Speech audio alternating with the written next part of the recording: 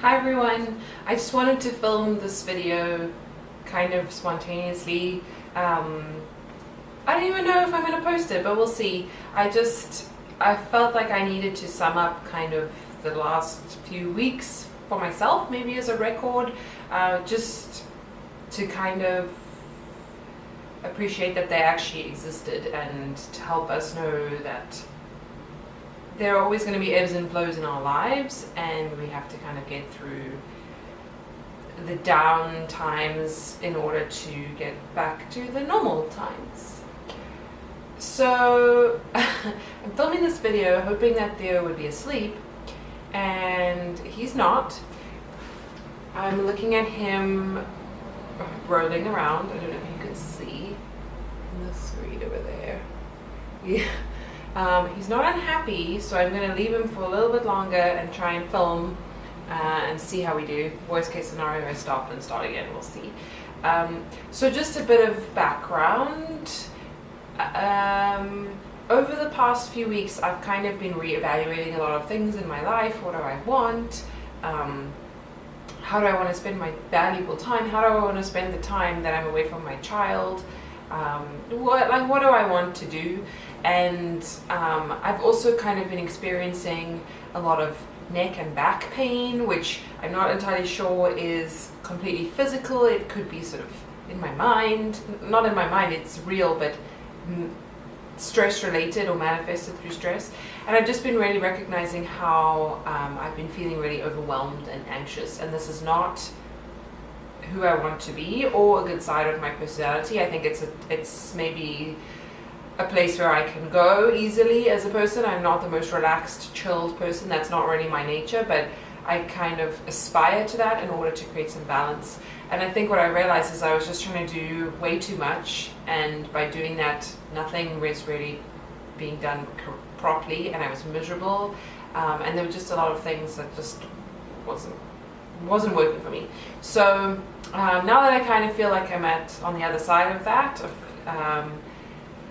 feeling a little bit like, sorry for myself, down, or whatever you want to call it, I wanted to share some tips, I guess, some strategies that I found that have been helpful. I don't know how much people talk about feeling like this. I mean, I guess I didn't really look very hard because that would have probably made me feel worse. I don't know. So I think it might be helpful to have some strategies that are really simple that you can start doing that might make you feel better. So I've written a list on my phone because I like lists, and I'm just going to start with probably the most simple one, I think. So, well, there's three, I guess, that are easy to start with. So the first thing I recognized was that I was drinking so much tea, caffeinated tea, and I think it's like a vicious cycle. Like, I was tired, so then I was drinking more tea, and I was bored, so I was drinking more tea, and then like if you eat chocolate that has caffeine in it, and there's probably a lot of this caffeine in hidden foods. I don't really drink like soda or anything like that, but I don't drink coffee, but I'm pretty sure the amount of tea that I was drinking probably had the same amount of caffeine as coffee, and it was probably zinging me out and stressing me out. And over the past week or so, I've kind of just been cutting back and not even realizing. So instead of having 4 or 5 cups of tea a day, I've been having 1 caffeinated cup and then another cup of decaf tea if I want, or iced tea or something like that. I'm not trying to drink as much water as possible. And I know this sounds silly, and like people talk about this all the time, but if you don't do it, actually, I think over time it really was increasing stress. And the reason I say this is because caffeine does put stress on your system. It can increase cortisol levels, which is your stress hormone. And I don't know, I don't have any scientific evidence that this is what is happening to me personally, but I felt like it can't be good to be taking some kind of stimulant. And it's probably better to just not have so much. And I've also noticed, when I've tried to give up caffeine in the past, that I would get really severe headaches. So this time I haven't really had anything like that. So I'm obviously drinking enough that I'm not going through any withdrawals, but at the same time, I'm not drinking so much that I'm like over stressing everything, because that can't be good. Then the next one, and I guess in line with that, is I really need to carve out time to do nothing. And even do nothing is a stretch, because I always feel like I need to be maximizing every minute of every day, and if I'm not doing that, I'm not being productive, and oh my gosh, it's terrible. But I'm investing my time and energy in things that perhaps are not like that important in the greater scheme of things, like cleaning and organizing and that kind of thing, which I will talk about because I do think it's important and it makes me feel more calm. But it's not something. It's, the work will always be there. So. What I've been trying to do is when my son has a nap, I try, and I mean now I'm like filming videos and I've been cleaning the bathroom, so I haven't been doing a good job today, but I try and read, like lie on my bed and read, or that's probably the only way that I can actually be completely sedentary, or otherwise I'll sleep if I'm really tired.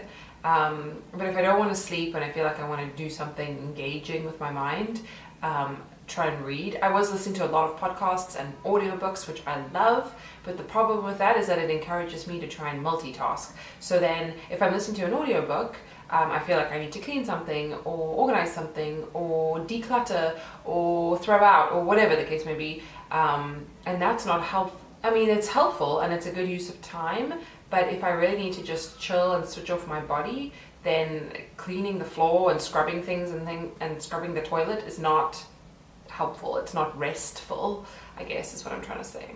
Then the other thing that I've been trying to do, and this is something recently, but I just realized this is really important. My tendency is to stay inside. I like to be at home. I like to be tottering around my house and organizing. I don't know if you can hear Theo. Probably you can. I think he's having a full-on conversation with his teddy. Oh no, I'm gonna have to go get him soon. My tendency is to want to stay at home and be like a homebody. Like I like cleaning and baking and creating things at home, and I need to push myself to get outside. I don't necessarily have to be sociable because that's taking it to a whole new level, and I do like being sociable. I'm not a hermit, but I sometimes don't feel like involving a lot of other people in my activities, but getting outside is really helpful. So it's been a few hours since I took that little break, so I apologize if the lighting or anything is off. I'm in the same position I was in last time, in that we are down for nap number 2, and yeah, we're talking to ourselves again. We're just hanging out, but maybe we'll have better luck this time. So getting back to my tips or strategies that I found to be helpful.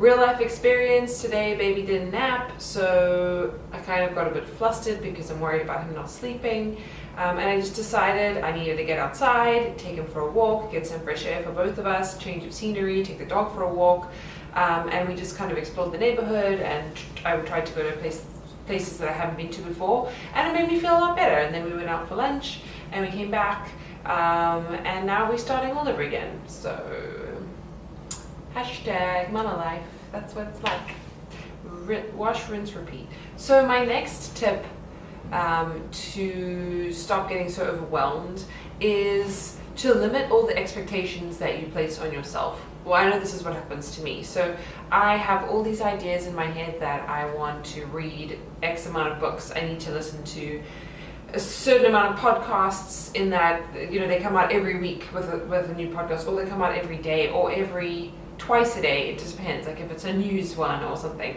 And I put all this pressure on myself to try and listen to these things and achieve these things and read these things and research, and it becomes overwhelming because I can't physically get it all done in one day, and I can't pay it all the attention that it needs. And so sometimes you just need to forgive yourself and let that go. It's not a big deal. And there are times when I have more downtime, or where I would be stuck on a plane or something, where maybe I would be able to listen to the podcasts that I couldn't listen to. And you need to prioritize what is really important and when you can do that. So what I found now, I'm going to try and incorporate in during some of my walks, maybe trying to listen to a podcast then. And if I have any free time, or when I'm commuting or traveling or whatever, to do that kind of thing. I've also found with audiobooks, as amazing as they are, and I absolutely love them, it's pressure also to listen to them and then do something else at the same time instead of just reading. So I'm just trying to really take the pressure off it is what it is. If I can't get that kind of stuff done, you know, there will be time eventually to do it, and if there isn't, I wouldn't even know what I'm missing, I guess. And so that's something to just try and limit feeling so overwhelmed that everything has to be ticked off the to-do list, because I'm very motivated by that, but it's actually just, it's a blessing and a curse, because you know, if I can't get it done, I feel bad and I feel guilty. And if I can get it done, great, but then I'm like killing myself to do it, and is it really worth it? The next tip that I have is that you don't need to be perfect all the time. And I think I was listening to one of the podcasts that I enjoy listening to, which is called Happier with Gretchen Rubin. And she's written a lot about happiness and habits and all the kind of stuff, which I found very useful and helpful. And one of the things she was saying was that she was finding perfection in imperfect type of situations. And I think there's a lot to be said. You know, it's perfect enough. It doesn't have to be perfect. First of all, it can never be perfect. And I think we know that intellectually. We don't often accept that as a real thought and as a real concept. And it doesn't need to be perfect. You know, my house is never going to be completely clean the way that I want it, because as soon as I clean something, it'll get dirty again. The dust always comes back, so there's always more washing to do. You know, I don't know, there's just always things that are going to happen. That's life. That's the continuity of life and the beauty, I guess, the perpetuity of life, and that's okay. And I just have to really remember that. And I think by making videos like this, or writing it down, or reading books that I find inspiring that talk about this topic, I think that just helps to remind myself, because what I've realized is I can't just promise myself a principle once. I need to reiterate it and integrate it into my life every so often, because you forget. So I think readdressing some of these challenges are helpful. Yeah. And then my last tip, and something that I've really been thinking about, is try and invest time, thought time, like space in your mind to figure out what you really want. And I know that's difficult, because if I just think, oh, what I really want, I'm kind of frozen in my brain and I can't really think. But if I kind of let that idea sort of sit, and then just let time kind of do its thing, almost like cooking, like let time kind of soften everything. I think that helps to kind of uncover things that bring you joy, that things that you are passionate about. And what I've realized as I've gotten older is that it's often the passion that's going to keep you going and keep you going back for more, because it's not easy. And if you don't enjoy what you do, it's just that much harder. And after a while, especially when you have children and you kind of like really doing things sort of exhausted mentally, physically, you know, you don't necessarily have the drive that you had before, and you really need to tap into that passion. And I think when I've been looking at moms that have successful careers or businesses and that kind of thing, I think a lot of the time it stems, you know, what drives them or what helps them keep going. And I don't say moms, I should say parents, because it could be both moms and dads and whatever. I think the drive and the passion for whatever they committed to and working with, that's what keeps them going. Otherwise, it kind of all fizzles out, because if this is not who you really are, you just don't have that extra energy to keep going and progressing. And that's what makes people persevere and be successful. And I do believe that perseverance is a key tenet of success. That's just been my experience. So, you know, that's something to also consider, and that's something that I'm definitely working on every day, trying to kind of think what I want. And I think also it's okay to accept that what you wanted 10 years ago or 5 years ago or a year ago might be different to what you want now. And you know, we're multifaceted people, and I feel like I personally have a lot of interests. I have a lot of things that I would like to explore, and it doesn't necessarily mean that one is worse than another or whatever. It's more that maybe a different phase of my life is now leading me to the next thing, whether that's in my current career or in a completely different field or in a more creative space. So that's something that I'm really going to be focusing on. I think I'm not necessarily someone that does New Year's resolutions, so I think it's just something that I want to kind of focus on. I'm sorry, this light is so bright. yeah, so I think that's something that I really want to look at, is how can I uncover my passions whilst kind of leading my current life, and not neglecting what my responsibilities are right now. So yeah, so those are some of my thoughts, kind of what's been brewing in my head over the past little while, and it's something that I think has been a long time coming. I've just been really overdoing things in all aspects, and then everything is suffering as a consequence. But I think sitting down and really reflecting on what's been helpful will help me move forward. And I'm sure it's not unusual to feel overwhelmed as a new mom or as a parent, or even just without children. I mean, you don't need to have children to feel overwhelmed by any stretch of the imagination, but it's just a different kind of feeling when you are not just responsible for yourself. So it's not just you that potentially could be impacted if you feel like you're having a bad day, or you don't want to get out of bed, or you don't want to do what you're supposed to do. You know, you still have responsibilities if you're looking after someone or something.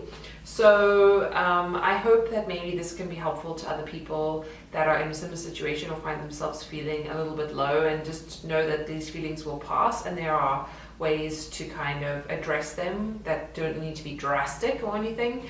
I went through a few moments of thinking that maybe there's something really wrong with me, which, you know, TBD, but I don't think so in a pathological sense. But it is really about attitude and mental acuity, and trying to avoid burnout, and just living and enjoying every moment, because you never know what can happen and what life can throw at you. And we just want to really appreciate what we have and the people around us. And on a good note, fudge. I really thought, okay, I think we're asleep.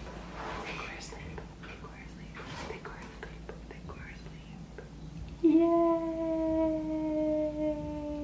Woo-hoo-hoo, we're asleep. Woo-hoo-hoo. Okay. Okay, bye.